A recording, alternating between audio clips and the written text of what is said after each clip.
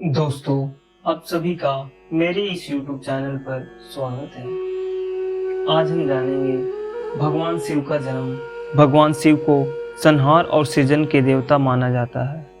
वे त्रिदेवों में से एक हैं और उन्हें आदि योगी, महादेव, शंकर, भोलेनाथ, रुद्र आदि अनेक नामों से जाना जाता है। शिव के जन्म को लेकर पुराणों में विभिन्न कथाएं मिलती है, लेकिन यह भी माना जाता है कि वे अजन्मा हैं, अर्थात जिनका जन्म ही नहीं हुआ हो, और स्वयंभू हैं, यानी जो स्वयं उत्पन्न हुए हों। फिर भी उनके प्रकाट्य को लेकर कई रोचक कथाएं मिलती हैं, जिनमें से एक कथा इस प्रकार है। स्कंद पुराण, शिव पुराण और अन्य ग्रंथों में भगवान शिव को अनादि और अजन्मा बताया गया है। कहा जाता है कि जब कुछ भी नहीं था, तब एक निराकार शक्ति अस्तित्व में थी। वही शक्ति स्वयं भगवान शिव थे, जो आदि हैं और जो अनंत हैं। वे किसी माता पिता से उत्पन्न नहीं हुए, बल्कि सृष्टि की आवश्यकता के अनुसार प्रकट हुए हैं।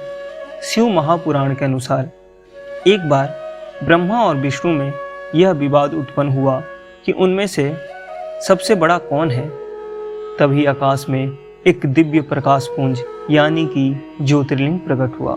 वह प्रकाश इतना विशाल था कि उसकी न कोई शुरुआत थी और न ही कोई अंत। दोनों देवताओं ने इस प्रकाश के छोर को ढूंढने का बहुत प्रयास किया, परंतु वह प्रकाश छोर नहीं मिला। विष्णु जी वराह यानी सुअर का रूप धारण करके धरती की गहराइयों में उस छोर को ढूंढने चले गए, जबकि ब्रह्मा जी हंस बनकर आकाश की ऊंचाइयों में उस छोर का अंत देखने के लिए चले गए, लेकिन कोई भी उस प्रकाश के अंत तक नहीं पहुंच सका। तभी उस ज्योतिर्लिंग से भगवान शिव प्रकट हुए और उन्होंने दोनों देवताओं से कहा कि वे ही इस ब्रह्मांड के मूल कारण हैं। ब्रह्मा और विष्णु ने तब शिव की महिमा को स्वीकार किया। इस प्रकार शिव को जन्म से परे अनादि और स्वयंभू माना गया है। दोस्तों, भगवान शिव का कोई पारंपरिक जन्म नहीं हुआ था। वे स्वयंभू हैं, अजन्मा हैं, अनादि हैं। जब जब सृष्टि में असंतुलन उत्पन्न होता है, तब वे विभिन्न रूपों में अवतार लेकर इस सृष्टि को एक नई दिशा प्रदान करते हैं। वे किसी विशेष उद्देश्य के लिए प्रकट होते हैं। उनकी कथा ब्रह्मांड की उत्पत्ति से जुड़ी हुई है और वे संहार के साथ साथ सृजन के भी कारक हैं।